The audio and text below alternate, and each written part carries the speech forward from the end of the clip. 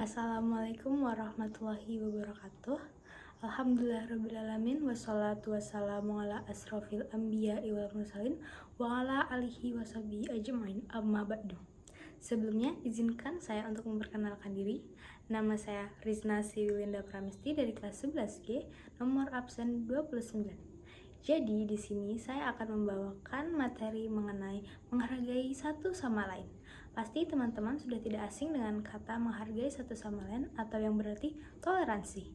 Sebelumnya, toleransi berarti sikap saling menghargai, menghormati, perbedaan keyakinan seseorang dan tidak memaksakan kehendak, menghakimi, mencela, dan menghina perbedaan orang lain. Seperti halnya di Indonesia, sudah diketahui bahwa kita hidup di berbagai perbedaan. Kita hidup di banyak perbedaan seperti ras, suku, budaya, agama, etnis, dan yang lainnya. Kita juga hidup dalam berbagai perbedaan pemikiran. Maka dari itu, Islam mengajarkan kita semua untuk saling menghargai satu sama lain. Menghargai satu sama lain juga dapat menghargai secara pendapat. Itu juga sudah termasuk menghargai satu sama lain. Pasti teman-teman sudah banyak mengetahui bahwa di Indonesia sering terjadi konflik karena tidak dapat menghargai satu sama lain, seperti konflik dalam keagamaan, kebudayaan, dan yang lainnya. Itu dikarenakan tidak selarasnya pemikiran dan juga hati yang tidak dapat menghargai satu sama lain. Maka dari itu, kita harus belajar menghargai satu sama lain. Nah, dalam sikap menghargai satu sama lain itu bukan berarti kita merendahkan atau melemahkan diri kita di depan orang lain, namun itu menjadikan diri kita mempunyai value atau harga diri dalam menghargai keputusan atau pendapat orang lain. Sehingga dalam berpendapat, dalam menuangkan pemikiran, atau dalam berkehidupan sehari-hari, kita akan terjauhkan dari yang namanya perselisihan. Karena sering banget nih di Indonesia atau di kehidupan kita sehari-hari, bahkan di sekitar kita sering banget terjadi perselisihan karena tidak dapat saling memahami satu sama lain. Contoh paling kecil adalah dalam kita berpendapat. Kita berpendapat itu sangat besar pemicunya untuk terjadi perselisihan. Misal dalam berdiskusi di kelas, misal kita dalam mengajukan pendapat atau apapun itu sangat memiliki resiko untuk terjadi perselisihan apabila salah satu dari mereka tidak dapat menghargai satu sama lain. Nah, itu juga bisa terjadi dalam konteks keagamaan. Seringkali di Indonesia ini terjadi konflik keagamaan yang diawali dengan tidak dapat menghargai satu sama lain, seperti tidak dapat menghargai bahwa keyakinan A ini seperti ini dan keyakinan B seperti ini. Seperti keyakinan A itu mengajarkan hal yang baik dan keyakinan B juga mengajarkan hal baik, tapi dalam kedua pihak tersebut itu terjadi kesalahpahaman dan sehingga mereka saling berpendapat, berargumen, namun dalam berargumen itu mereka tidak menerapkan sikap saling menghargai sehingga terjadi perselisihan atau konflik dikarenakan perbedaan pemikiran dan perbedaan pendapat. Gitu. Dalam sikap saling menghargai ada beberapa contoh di berbagai aspek. Misal dalam aspek keagamaan, yaitu misal Rani beragama Islam dan memiliki teman yang non-muslim. Pada saat hari Minggu, Rani mengingatkan temannya untuk beribadah terlebih dahulu sebelum melakukan kegiatan bersama. Itu dalam konteks keagamaan. Lalu juga ada konteks kehidupan sehari-hari seperti berkenegaraan atau berkebudayaan. Seperti contohnya, saya memiliki teman yang memiliki perbedaan suku. Kami berdua saling menghargai dan tidak saling mencela suku satu sama lain, dikarenakan kita paham bahwa tidak ada gunanya untuk saling berpendapat, saling menggulkan suku masing-masing. Bahkan kita malah saling berbagi ilmu, saling sharing, saling tukar pikiran supaya kita tahu mana suku ini tuh seperti apa dan suku saya seperti apa. Gitu. Itu dalam konteks kebudayaan dan keagamaan. Lalu dalam saling menghargai juga ada cara-caranya, seperti tidak melakukan tindakan yang bersifat diskriminasi terhadap perbedaan orang lain.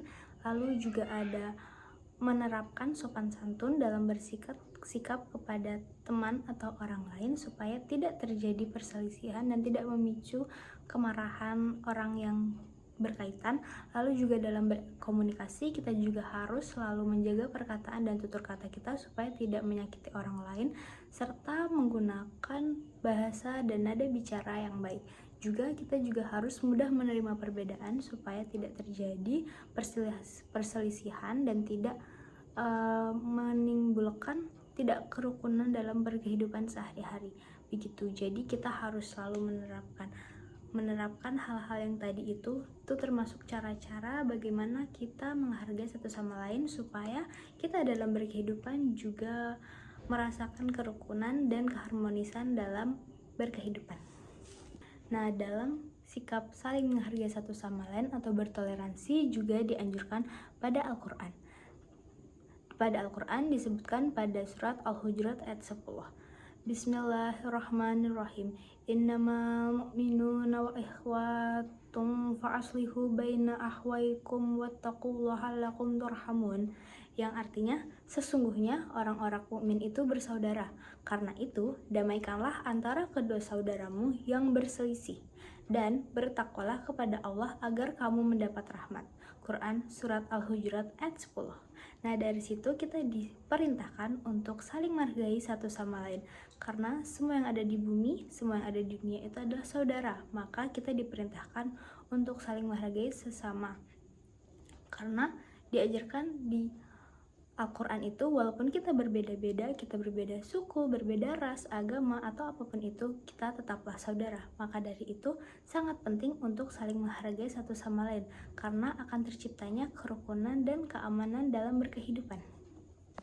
Nah, dari beberapa materi yang disampaikan tadi, juga dalam anjuran Al-Quran, kita juga dapat menerapkannya dalam kehidupan sehari-hari, seperti menolong sesama.